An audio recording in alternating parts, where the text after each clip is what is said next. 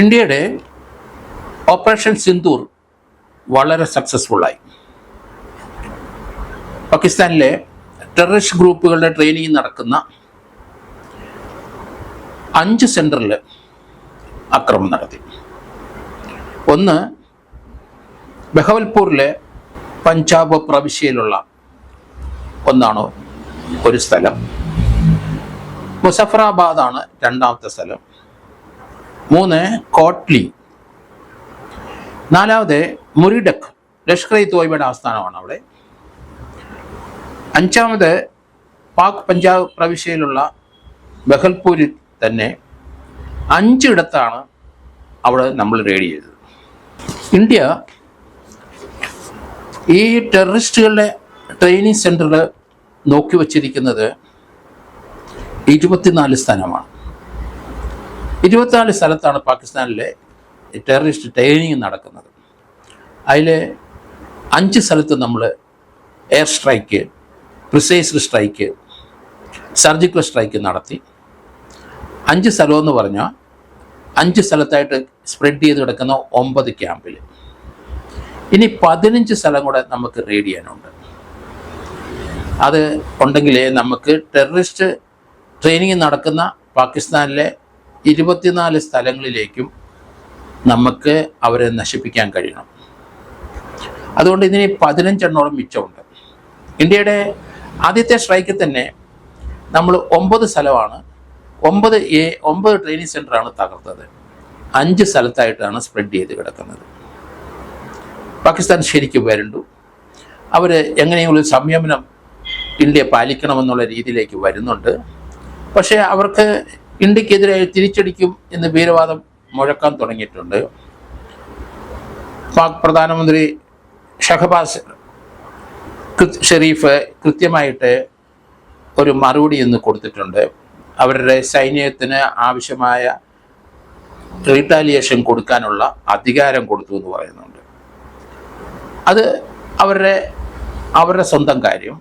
പക്ഷേ ഇന്ത്യക്കെതിരായിട്ട് ഒരു നടപടിയിലും വിലപ്പോവില്ല എന്നുള്ളതാണ് ഇന്ത്യയുടെ സൈനിക ശക്തി നോക്കിക്കഴിഞ്ഞാൽ നമുക്ക് മനസ്സിലാകുന്നത്. കാരണം ഇന്ത്യ സുസജ്ജമായ ഒരു രാജ്യമാണ്. ലോകത്തിലെ 4-5 അതിശക്തരായ സൈനിക ബലമുള്ള പ്രതിരോധ ശക്തിയുള്ള രാജ്യങ്ങളിൽ ഇന്ത്യയും പെടും. ഇന്ത്യയുടെ പ്രതിരോധ ശക്തിയും ഇന്ത്യയുടെ അറ്റാക്കിംഗ് ശക്തിയും മറ്റു ലോകരാഷ്ട്രങ്ങളുടെ മുന്തിയ ലോകരാഷ്ട്രങ്ങളുടെ ഒപ്പം തന്നെയാണ്. അതിന് സംശയമില്ല. അതിപ്പം ലഷ്കർ ഇ തോയ്ബയുടെ അതുപോലെയുള്ള ടെററിസ്റ്റ് കേന്ദ്രങ്ങളിൽ നമ്മൾ നടത്തിയ റെയ്ഡ്, അതിൽ നിന്ന് നമ്മൾ മനസ്സിലാകുന്നത് മസൂദ് അസറിൻ്റെ കൃത്യമായ അയാളുടെ ട്രെയിനിങ് ക്യാമ്പിലും അയാളുമായിട്ട് ബന്ധപ്പെട്ട് കിടക്കുന്ന വീടുമായിട്ട് ചേർന്ന ആ റെയ്ഡിൽ 10ഓളം അയാളുടെ കുടുംബാംഗങ്ങളും അയാളുടെ ഗ്രൂപ്പിലുള്ളവരും കൊല്ലപ്പെട്ടു എന്നുള്ളതാണ്. അത് കൃത്യമായിരുന്നു ആ പ്രിസൈസ്ഡ് സ്ട്രൈക്ക്. അദ്ദേഹത്തിൻ്റെ മൂത്ത സഹോദരിയും അളിയനും കൊല്ലപ്പെട്ടു. അയാളുടെ ചില പ്രസ്താവനകൾ ഇപ്പം പുറത്തേക്ക് വന്നിട്ടുണ്ട്. താനും മരിക്കുന്നതാണ് നല്ലത് എന്ന് പറയുന്നുണ്ട്. പകരം തീർച്ചയായിട്ടും തീർക്കും എന്നുള്ള ഒരു പ്രഖ്യാപനം കൂടെ വരുന്നത് നമ്മൾ കണ്ടു. നമുക്കറിയാം പാകിസ്ഥാനിലെ ഇന്ത്യക്കെതിരായിട്ട് പ്രവർത്തിക്കുന്ന ചില സെൻറ്ററുകൾ ട്രെയിനിങ് ക്യാമ്പ് നടത്തുന്ന ജയ്ഷെ ഇ മുഹമ്മദ്, ഹിസ്ബുൾ മുജാഹിദീന്, അർക്കത്തുൽ ജിഹാദ് അൽ ഇസ്ലാം, അൽ ഖ്വയ്ദ, ഇന്ത്യൻ മുജാഹിദീൻ, ഇങ്ങനെ 6-7 സംഘടനകളാണ് നമുക്ക്. ലഷ്കർ ഇ തോയ്ബയും ഇവരാണ് ഇന്ത്യക്കെതിരായി കഴിഞ്ഞ 10-25-30 വർഷമായിട്ട് ഇന്ത്യയിൽ കയറി ടെററിസ്റ്റുകളെ വിട്ട് പാവപ്പെട്ട ഇന്ത്യക്കാരെ കൊല്ലുകയും വെടിവെച്ച് കൊല്ലുകയും ബോംബാക്രമണം നടത്തി ഇന്ത്യയുടെ പല സ്റ്റേറ്റുകളിലും അതിഭീകരത സൃഷ്ടിക്കുകയും ചെയ്തതൊക്കെ നമ്മൾ കണ്ടു. നമ്മൾ ഇത്ര നാളും സമാധാനത്തിൻ്റെ പാതയിൽ കൂടെ തന്നെ പോയിക്കൊണ്ടിരുന്നു. ലോകരാഷ്ട്രങ്ങൾക്ക് അതറിയാം. ഇപ്പം നിവൃത്തിയില്ലാതെ നമ്മുടെ 26 സഹോദരങ്ങളെ നിഷ്കരണം വെടിവെച്ച് കൊന്നതിന് തീർച്ചയായിട്ടും പകരം ചോദിച്ചേ പറ്റുള്ളൂ. അങ്ങനെ നമ്മളൊരു തീരുമാനമെടുത്തു. ലോകത്തിലെ 4-5 ആയുധ ശക്തികളിൽ ഉള്ള ഒരു രാജ്യമെന്ന നിലയിൽ നമ്മൾ സംയമനം പാലിച്ച് ഇത്ര നാൾ നിന്നു. പക്ഷേ ഇന്ത്യക്ക് റീറ്റാലിയേഷൻ കൊടുക്കാതിരിക്കാൻ കഴിയില്ല എന്ന് ലോകരാഷ്ട്രങ്ങൾക്ക് ഇപ്പം മനസ്സിലായി. നമ്മൾ അടിയന്തരമായി ഇതിന് റിട്ടാലിയേഷൻ കൊടുക്കാൻ തുടങ്ങി. അമേരിക്കൻ പ്രസിഡന്റ് ട്രംപ് പറഞ്ഞു യുദ്ധം പെട്ടെന്ന് നിർത്തണമെന്ന്. അതിൻ്റെ അർത്ഥം അദ്ദേഹത്തിന് അറിയാം ഇന്ത്യ റീറ്റാലിയേറ്റ് ചെയ്യും. ആര് പറഞ്ഞാലും ഇന്ത്യ കേൾക്കൂല. നമ്മുടെ സഹോദരങ്ങൾ കൊന്നവരെ തീർച്ചയായിട്ടും പകരം ചോദിച്ചേ പറ്റുള്ളൂ. അതുകൊണ്ട് അത് അനുവദിച്ചത് എന്നുള്ള രീതിയിൽ തന്നെയാണ് ട്രംപും മറ്റ് രാജ്യങ്ങളും പറയുന്നത്. പെട്ടെന്ന് യുദ്ധം നിർത്തണമെന്ന്. അപ്പോൾ യുദ്ധം തുടങ്ങിക്കോളൂ, പെട്ടെന്ന് നിർത്തിക്കും. ആവശ്യമായ കാര്യങ്ങൾ ചെയ്തിട്ട് പെട്ടെന്ന് നിർത്തണം. അത് തന്നെയാണ് ഇന്ത്യയുടെയും ഉദ്ദേശം തന്നെ. നമുക്ക് പാകിസ്ഥാൻകാരോടോ അവരുടെ ആ രാജ്യത്തിൻ്റെ പട്ടണങ്ങളോടോ അല്ലെങ്കിൽ അവരുടെ ആർമിയുടെ ഹെഡ്ക്വാർട്ടേഴ്സിലോ അല്ലെങ്കിൽ അവരുടെ ഇൻസ്റ്റലേഷനോ അവരുടെ എയർപോർട്ടോ ഒന്നും നമുക്ക് നോട്ടമില്ല. അവിടുത്തെ ജനങ്ങൾ നമ്മുടെ സഹോദരങ്ങളിൽ അവർ ജീവിച്ചു പൊക്കോട്ടെ. പക്ഷേ അവിടെ ഇന്ത്യക്കെതിരായിട്ട് ട്രെയിനിങ് ക്യാമ്പുകൾ നടത്തുന്ന ആ ശക്തികളെ പാകിസ്ഥാൻ നിയന്ത്രിക്കാൻ കഴിയുന്നില്ലെങ്കിൽ നമ്മൾ നിയന്ത്രിക്കും, നമ്മൾ അവരെ നശിപ്പിക്കും. അതാണ് ഇന്ത്യ എടുത്ത തീരുമാനം. അതാണ് നമ്മുടെ ഇപ്പോഴത്തെ ഈ പ്രഖ്യാപിച്ച യുദ്ധമല്ല. നമ്മൾ അത് പ്രഖ്യാപിച്ചിരിക്കുന്ന ഇന്ത്യയുടെ പല സ്ത്രീകളുടെയും സിന്ദൂരം ഈ സഹോദരങ്ങളെ കൊന്നപ്പം അവരുടെ തലയിൽ നിന്ന് സിന്ദൂരം മായ്ക്കേണ്ടി വന്നു. അതിന് ഓപ്പറേഷൻ സിന്ദൂരം എന്ന് തന്നെ പേരിട്ട് പ്രധാനമന്ത്രി തിരിച്ച് കൗണ്ടർ അറ്റാക്ക് നടത്തുകയാണ് നമ്മൾ. അതുകൊണ്ട് അത് ആർക്കും നിയന്ത്രിക്കാൻ പറ്റില്ല. കാരണം ഇന്ത്യയുടെ ശക്തി അനുസരിച്ച് ഇന്ത്യ അത് ഉന്മൂലനം ചെയ്തിട്ട് ഇന്ത്യ പിന്മാറിക്കോളും. ആരുടെ നിർബന്ധമൊന്നും ഇന്ത്യക്ക് ആവശ്യമില്ല.